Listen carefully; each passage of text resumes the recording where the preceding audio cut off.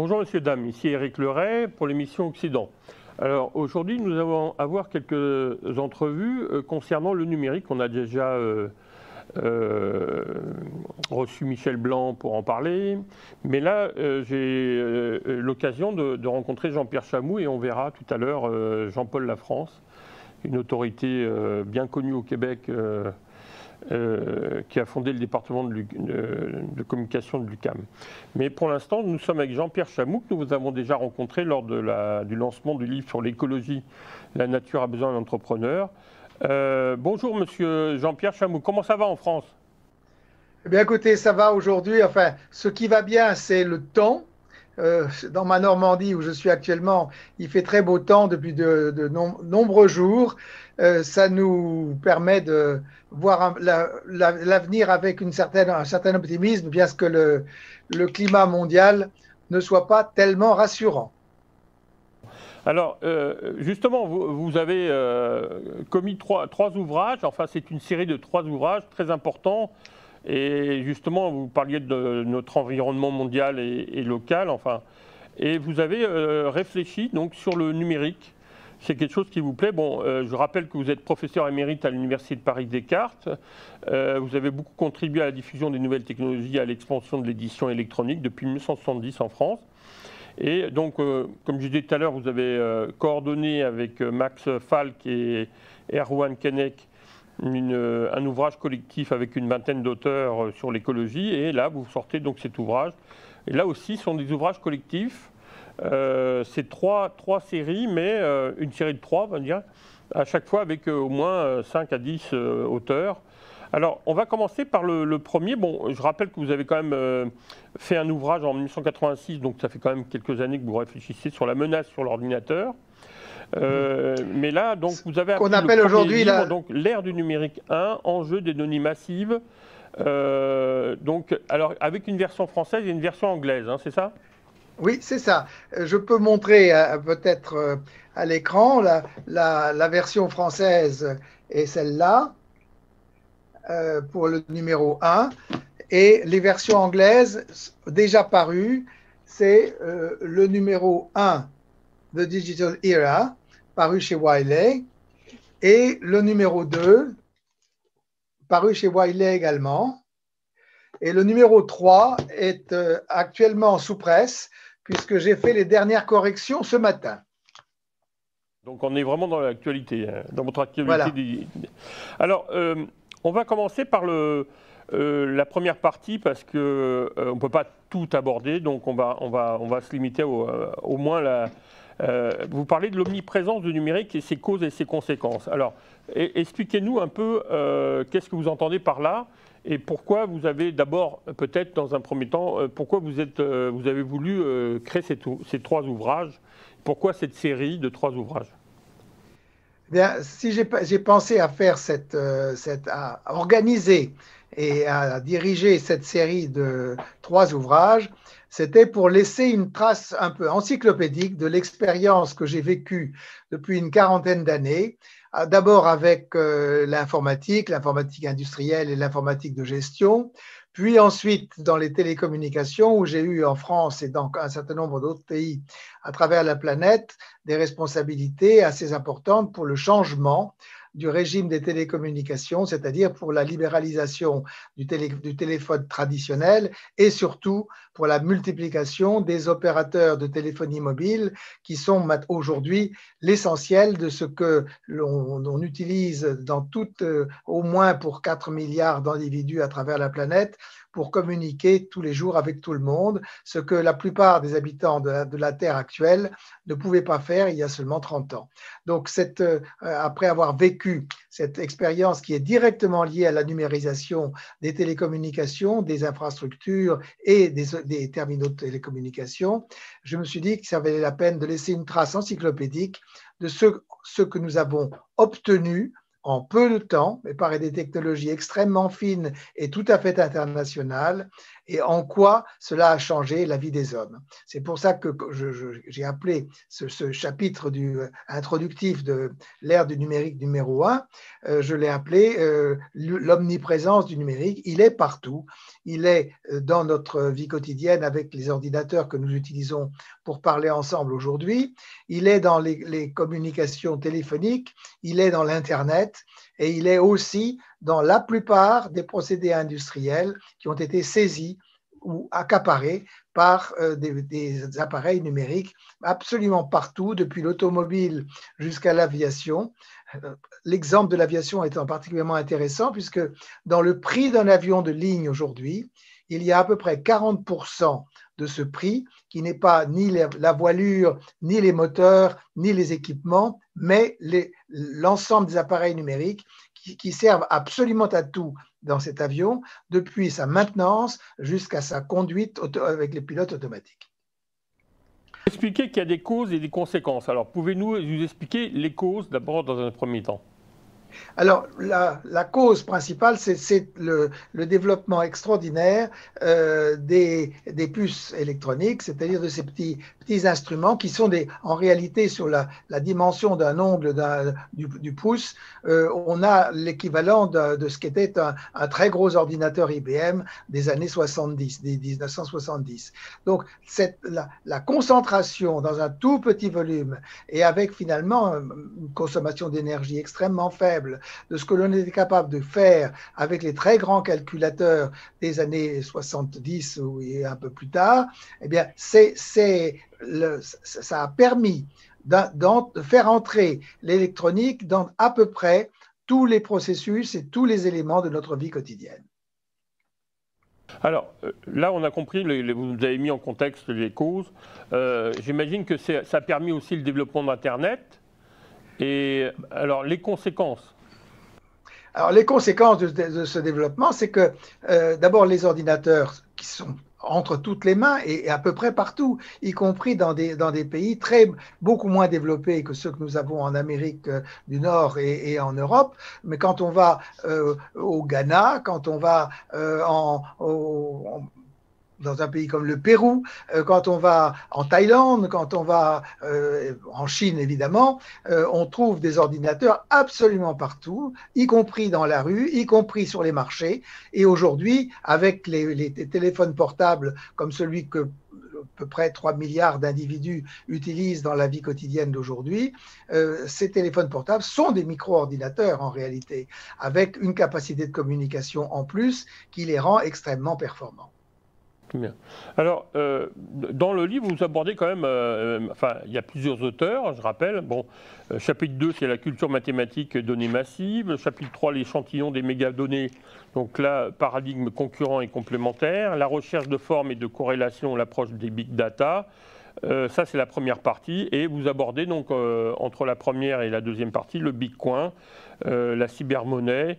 Et il y a un chapitre 7, santé et soins, les défis du numérique, donc là aussi la partie santé. Et vous abordez, après cette partie sur la santé, l'intelligence artificielle qui est assez courant ici au Québec et à Montréal, qui est devenue une plaque tournante internationale avec une déclaration en 2018, on a 2-3 personnalités importantes à l'Université de Montréal et aussi avec Yann Lecum, par exemple, qui s'occupe de l'intelligence artificielle à Facebook. Alors, pourquoi avoir choisi l'intelligence artificielle dans un premier temps? Et vous vous posez la question, est-ce que c'est une utopie ou un progrès? Alors, je pense que vous posez des questions essentielles parce que avec la théorie quantique, enfin les ordinateurs quantiques, l'intelligence artificielle, on sent bien que c'est un secteur en pleine explosion. Alors, ce que l'on appelle l'intelligence artificielle, c'est un peu un abus de langage. En réalité, sous ce vocable qui peut penser à des romans de science-fiction assez loin qui sont encore aujourd'hui assez loin de la réalité objective, sous ce terme, on introduit en réalité les facultés. Enfin, on situe les facultés qu'ont les instruments électroniques à calculer beaucoup plus rapidement que l'esprit humain des choses qui peuvent être extraordinairement variées et qui, évidemment, donnent l'impression, au moins superficiellement, de changer notre vie. Mais le problème de fond, c'est que entre le calcul et l'intelligence au sens traditionnel, au sens non pas physiologique, mais psychologique, l'intelligence, avec sa capacité d'invention, ça, les ordinateurs ne l'ont pas. Par contre, les ordinateurs peuvent calculer très vite et comparer des solutions. Et j'en donne un exemple dans ce chapitre.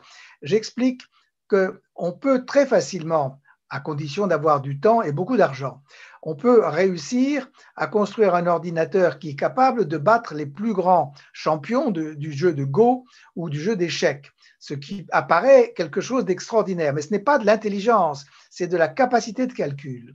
Et donc, la capacité de calcul de la machine qu'aucun homme ne peut égaler à l'heure actuelle, je pense que ça sera vrai pendant très très longtemps, cette capacité de calcul permet en quelques fractions de secondes ou maximum une minute à un ordinateur de tester un très grand nombre d'hypothèses de jeu et de choisir celles qui, en fonction de ce qu'il a déjà connu dans le passé, de ce qu'on lui a déjà appris dans le passé, car il n'y a pas d'invention de la machine, elle reproduit ce qu'on lui a appris à faire. Et donc, la machine peut calculer toutes les hypothèses et choisir celle qui lui donne la meilleure probabilité de gagner le coup suivant, en particulier dans le jeu d'échecs. Eh bien, cette aptitude-là, on l'appelle intelligence, mais en réalité, c'est une capacité de calcul. Et dans la mesure où les normes d'un jeu sont fermées, et c'est le cas en très grand, il y a un très grand nombre de cas de coups que l'on peut jouer aux échecs, mais ce très grand nombre n'est pas en réalité totalement infini. Et donc, la machine peut avoir dans sa mémoire de quoi battre la capacité pourtant imaginative de l'homme qui joue face à elle.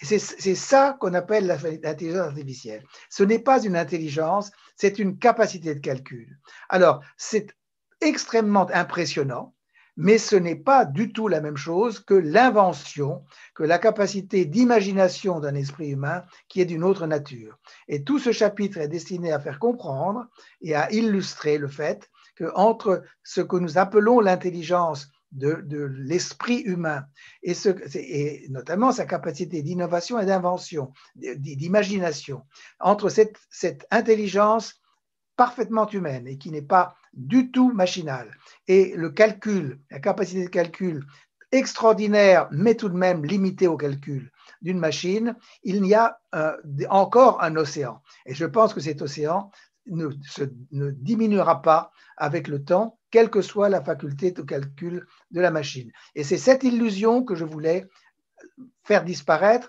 ou dont je voulais déterminer, prouver le caractère un peu fallacieux.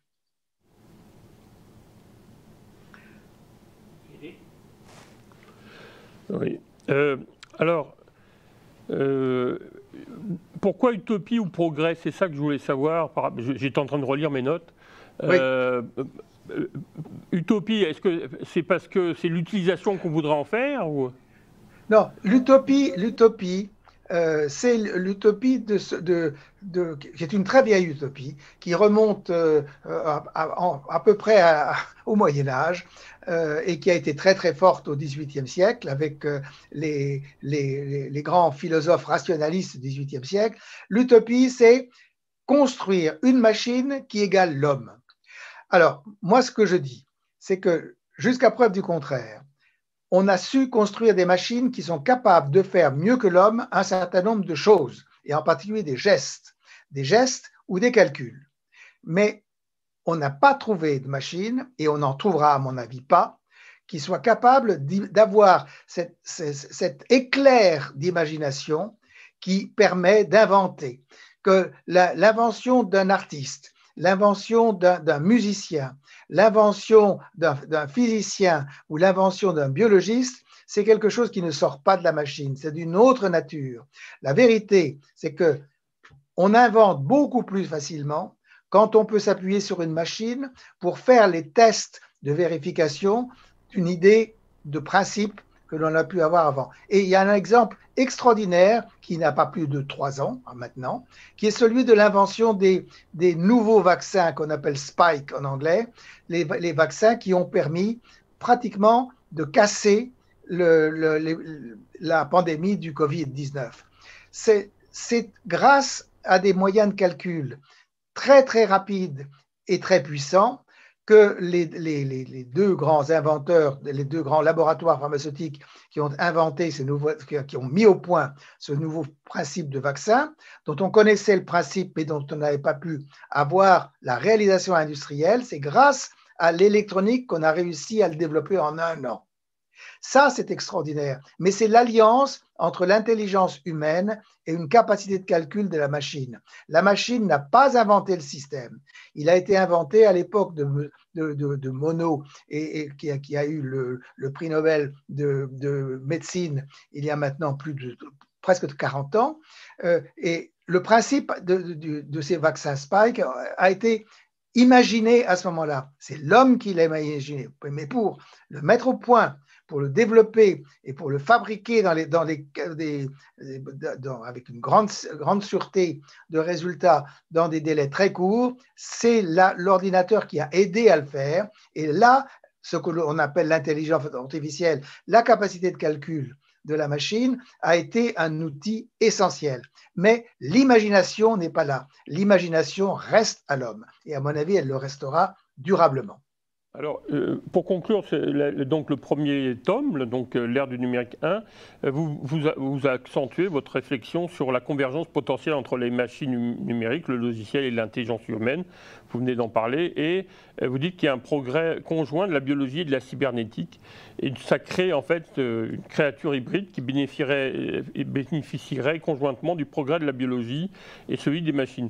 Il y a une dimension anthropologique intéressante dans votre réflexion parce qu'on voit que en fait, l'être humain évolue aussi physiquement, pas seulement cognitivement. Ben, il évolue un peu physiquement. Les hommes grandissent avec le développement, ça on le sait. Donc ils se transforment. Mais fondamentalement, la coopération entre l'homme et la machine a permis énormément de progrès et a permis notamment de vaincre les principales endémies qui tuaient les 75% de la population mondiale il y a seulement 100 ans. Donc en associant la capacité machinale et en particulier aujourd'hui la capacité de calcul, la capacité de pouvoir tester beaucoup d'hypothèses en très peu de temps, ce qui est essentiel en biologie, et l'imagination des biologistes et d'ailleurs aussi des physiciens qui ont mis au point ce genre de choses, plus l'instrumentation qui est également tout à fait électronique et qui est un microscope électronique, maintenant c'est un ordinateur aussi. Donc, et un scanner, c'est un ordinateur. Donc tous les grands appareils de diagnostic et de test médical sont des appareils électroniques et ils reposent sur le numérique, c'est-à-dire sur des appareils, sur des puces numériques, sur des logiciels numériques. Et c'est pour ça que je dis que le numérique est partout, y compris dans nos loisirs, avec les images de synthèse qui nous servent pour les jeux vidéo. Alors, c'est parfait comme transition parce que l'ère du numérique 2, c'est justement l'économie. Donc, donc, le numérique est partout, mais en particulier dans l'économie. Et donc, c'est vraiment l'axe que vous avez développé sur le tome 2, avec différents titres. Donc, l'entreprise, la grande transformation, médias. Donc, sur les médias, c'est intéressant. Innovation, autoproduction et créativité, de Jean-Paul Simon. Les nouveaux intermédiaires, les plateformes extraterritoriales. Les nouvelles perspectives avec l'économie collaborative, de quoi parle-t-on? Vers une économie post-industrielle, ça c'est l'inconomie, et puis l'industrie des composants, loi de l'humour et de rock. Alors, vous-même, vous avez donc écrit surtout le chapitre 7, mesure et décompte des richesses, conclusion de la richesse des nations. Ça me fait penser à des travaux de de philosophes anglais du 18e, non? Mhm, mhm. Oui, oui, ben, Alors, nous sommes dans la lignée, enfin, je n'oserais pas dire que nous sommes équivalents d'Adam Smith ou d'Anne Robert Turgot, qui était un très, très grand philosophe libéral français. Nous ne sommes pas, je ne me prétends pas de cette veine-là, mais nous essayons de continuer dans la même direction que celle qu'ils nous ont montrée aux alentours du milieu du XVIIIe siècle, qui a été la grande période qui a préparé la révolution industrielle avec la découverte des mécanismes, enfin la découverte et surtout l'explicitation des mécanismes de marché qui évidemment sont essentiels pour le développement d'une grande industrie comme celle du numérique. Aussi bien celle des composants de ces petites puces qui sont le cœur de la machine, si l'on peut dire. D'ailleurs, Intel l'a appelé Intel Core, c'est-à-dire le cœur d'Intel. Eh bien, le cœur de la machine, il y a 5 ou 6 entreprises dans le monde qui sont capables de les fabriquer. Il y en a une en Chine, il y en a 2 aux États-Unis, et puis il y en a une à Taïwan, et il y en a encore vaguement une en Europe, mais enfin qui est, à mon avis, d'une qualité très inférieure à celle que je viens de citer. Donc, il y a ça, et puis de l'autre côté, il y a tout le développement des logiciels, qui est alors là une intelligence humaine qui permet de concevoir tous les programmes qui font marcher les ordinateurs dans un monde ouvert. Et ça, c'est une performance de l'esprit humain et de la combinatoire de l'esprit humain qui est tout à fait incapable d'être imaginée par un ordinateur. Elle est aidée par les ordinateurs, mais ce n'est pas un ordinateur qui fera ça. Votre réflexion porte en fait sur le métrique, enfin imaginer une nouvelle métrique, parce que le métrique conçu pour l'économie industrielle du 20e et du 19e, 20e est mal adapté pour vous à cette évolution, cette révolution numérique. Et oui, quand vous voyez, vous avez vu, puisque nous sommes dans l'actualité quand même, on voit bien que depuis 2 mois et demi, il n'y a pratiquement plus de croissance, ni en Amérique du Nord, ou très peu, pas du tout dans un pays comme la France et l'Allemagne, et même d'une certaine façon, de la décroissance. Alors, qu'est-ce que ça veut dire, la décroissance? Ça veut dire que les indices qui nous permettent de juger du volume et de la richesse d'une économie nous disent eh bien, elle n'a pas augmenté entre l'année 2019 et l'année 2022. La richesse de la France n'a pas augmenté, la richesse des États-Unis n'a pas augmenté, la richesse du Canada n'a pas augmenté, ou si elle a augmenté, c'est d'une tellement petite somme ou petit pourcentage qu'en réalité, c'est de l'ordre des erreurs d'expérience, des erreurs de mesure. Mais qu'est-ce qu'on mesure quand on parle du produit, de la production intérieure brute d'un pays?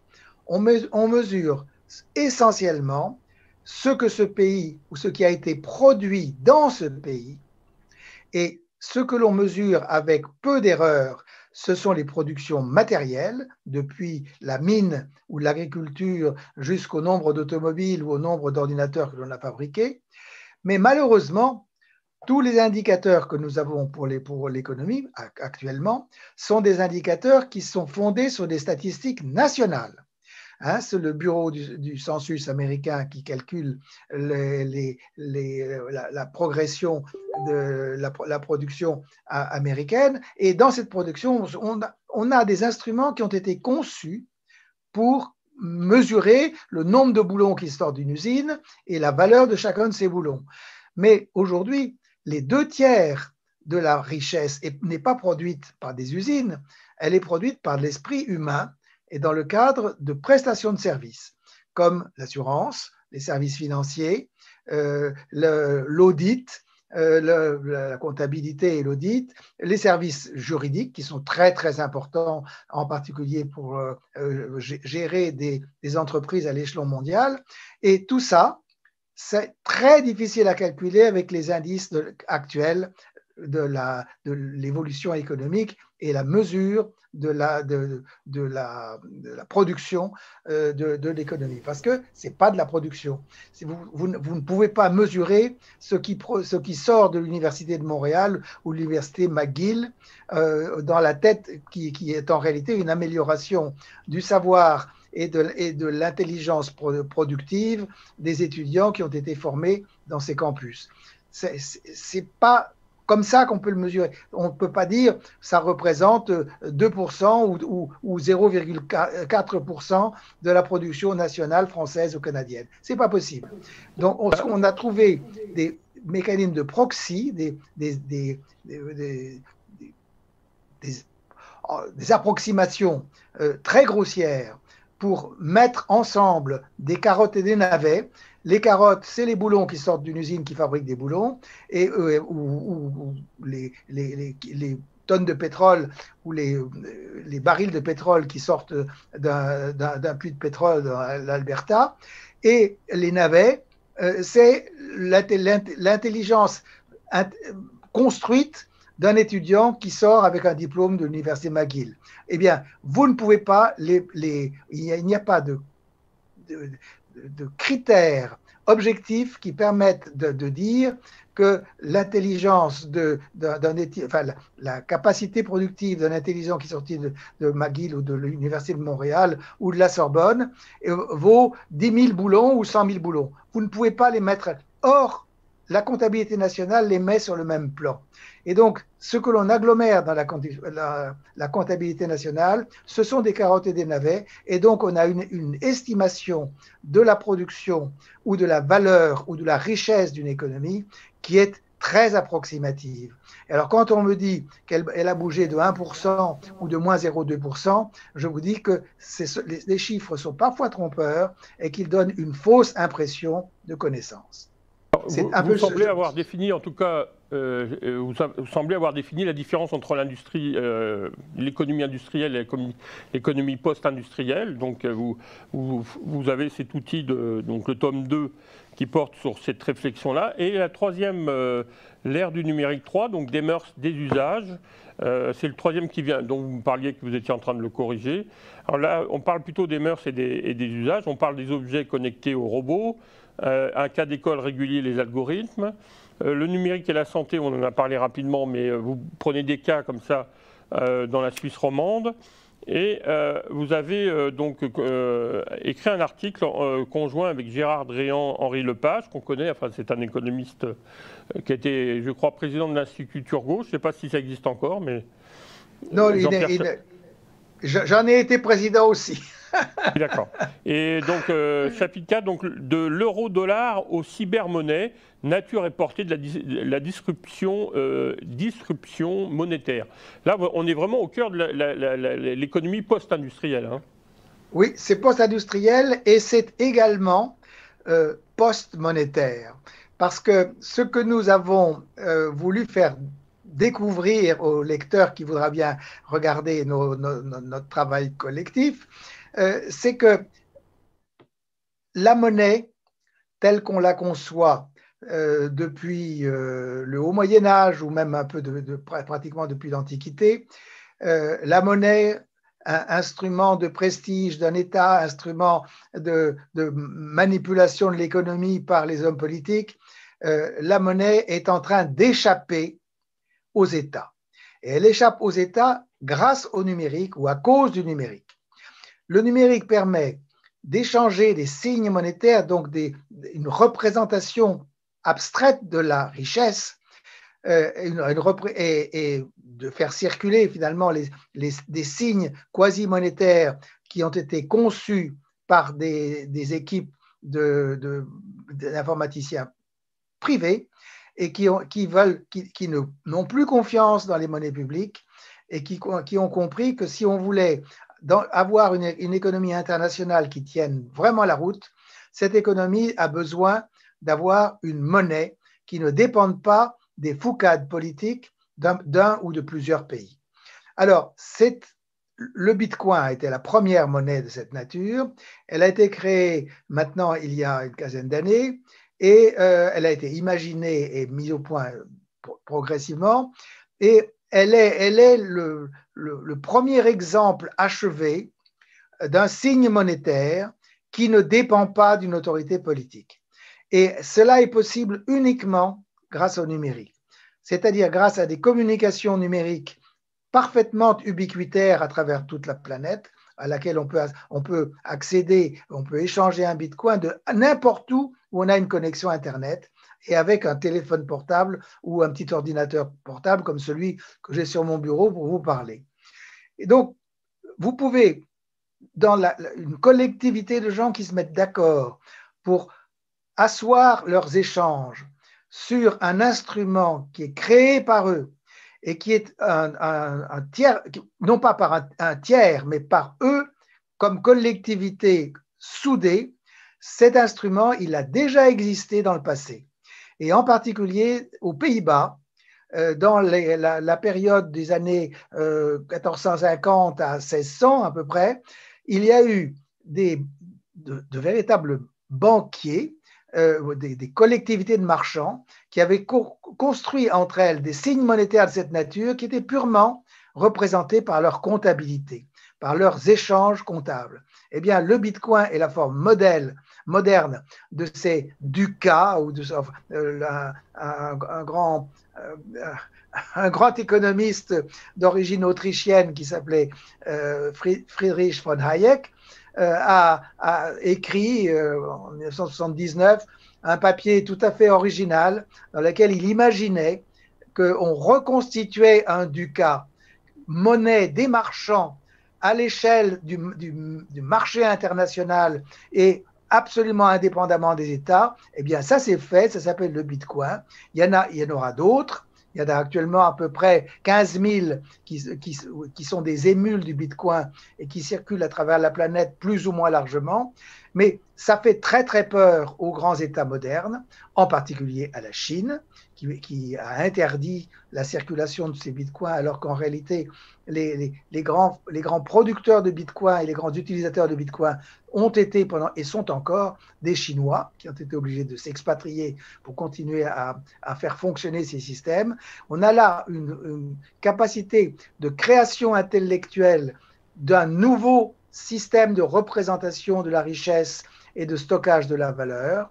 Et ça, c'est une révolution profonde qui dépend directement de la capacité des ordinateurs et surtout de leur capacité de converser entre eux d'une façon discrète et cryptée. Parce que le Bitcoin et chacun de ces signes monétaires qui ressemblent au Bitcoin ou qui vont évoluer à partir du Bitcoin s'échangent d'ordinateur ou de téléphone à téléphone, d'ordinateur à téléphone, et ils s'échangent de personne à personne, sans passer par une banque, sans passer par un État, sans passer par une banque centrale. C'est quelque chose de tout à fait nouveau et de profondément révolutionnaire. J'inviterai les gens à se fournir vos ouvrages parce qu'effectivement, c'est le principe de l'hétérarchie développé par Internet et vous abordez ça avec intelligence. Alors, pour conclure le troisième volume, donc, parce qu'on parle de variation de la neutralité des réseaux, surveillance et raison d'État, doit-on tout savoir, le droit d'être introuvable, et vous abordez vraiment des questions cruciales. Informatique et liberté, l'épreuve du temps, mais aussi épilogue, délire sécuritaire ou bon sens scandinave. Ça, c'est une étude de cas, là. Mais on parle beaucoup en ce moment d'identité numérique, de protection des données personnelles. Et vous abordez ça, informatique et liberté. Bon, c'est un organisme, il y a un organisme qui existe comme ça en France, mais je pense que c'est important qu'on conclue là-dessus, je pense. Oui.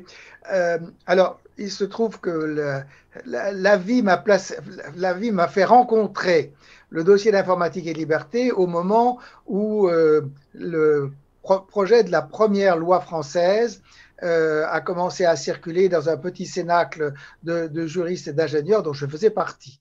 Et donc, je suis d'une certaine façon, non pas le géniteur, mais l'un des accoucheurs de la loi informatique et liberté en France, et d'ailleurs également dans les 3 ou 4 grands pays d'Europe qui ont été les précurseurs en cette matière, qui sont la Suède, l'Allemagne fédérale et la France. Donc nous avons, avec des collègues ceux qui sont encore en vie, je continue à les voir très régulièrement. Nous avons été très heureux qu'un grand principe juridique fondé sur le respect de l'individu et sur la reconnaissance de l'importance primordiale du secret de la correspondance, du secret de la vie privée, qu'on ait pu faire un texte fondateur de cette nature en France, en Suède et en Allemagne. Et la raison pour laquelle on a pu le faire, c'est parce que nous avons été, les uns et les autres, pour des raisons différentes, opposés même entre la France et l'Allemagne, nous avons été tellement marqués par l'inquisition de policières dont la Gestapo et les SS ont été les représentants les plus épouvantables chez nous. Il y a également eu évidemment la Stasi en Allemagne orientale après, et puis le KGB et toutes les horreurs du communisme soviétique et aujourd'hui encore du communisme chinois qui continuent à nous faire trembler. Mais cela dit, nous avions posé des principes de société, des principes surtout qui placent au-dessus de tout le respect de la personne humaine et le respect de son intimité. Et il se trouve que ces lois ont été multipliées à travers l'Europe, très peu en Amérique du Nord, un petit peu quand même en Amérique du Nord, enfin aux États-Unis, et que avec l'émergence des grandes plateformes Internet, les données nominatives, les données qui représentent tout ou partie des actes ou de la vie des clients ou des abonnés de ces services Internet, comme Facebook ou Twitter, toutes ces données circulent beaucoup et elles circulent pour des raisons, principalement pour des raisons qui sont d'ordre commercial. Parce que comme tous ces services sont d'accès ne sont pas facturés, à la différence de Spotify ou de Netflix qui sont des produits que l'on achète, sur lesquels on s'abonne, on ne s'abonne pas à Facebook. Facebook est un accès gratuit. Mais il faut bien qu'une entreprise privée de cette nature qui couvre la totalité de la planète, il faut bien qu'elle trouve des revenus quelque part. Et elle les trouve, comme l'a toujours fait la presse, dans la publicité. Et pour pouvoir battre en quelque sorte la presse sur son propre terrain, qui est celui de la conquête des annonces publicitaires, Facebook et Google, et enfin, les moteurs de recherche comme Google, et les vendeurs de téléphones ou d'ordinateurs comme Apple, et comme d'ailleurs aussi Samsung en Corée et beaucoup d'autres, ont fondé leur richesse principalement sur la vente d'espaces publicitaires. Maintenant, sur Facebook, vous avez de la publicité partout, vous en avez sur les sites Internet, etc. Et donc, cette conquête de la publicité par ces nouveaux services qui sont par ailleurs extrêmement impressionnants par leur efficacité, cette conquête de la publicité a fait circuler beaucoup de choses sur les gens. Et les gens ne se rendent pas compte de ce que l'on peut apprendre, non pas de leurs pensées, mais de ce qu'ils font, de leur comportement, à travers le stockage des données qu'on laisse traîner sur Facebook, par exemple. Facebook est à mon avis, le cas le plus emblématique de ce laisser-aller, de laisser circuler les données, et des données qui sont quelquefois très indiscrètes, sur la santé par exemple, sur la santé des individus, ou sur leurs pratiques les drogues qu'ils achètent, etc. Donc ces systèmes-là ont complètement déstabilisé l'interprétation que l'on avait eu dans les pays d'Occident d'abord, et encore maintenant dans les pays d'Occident, sur ce que sont les bonnes normes de comportement face à cette invasion ou à cette curiosité omniprésente des grandes plateformes Internet. Et ce que je constate, avec pas mal de regrets, c'est que les principes qui étaient des principes de respect de l'individu comme une personne, pas de l'individu pour ce qu'il achète ou ce qu'il vend, mais de l'individu comme une personne, que ceci a disparu complètement.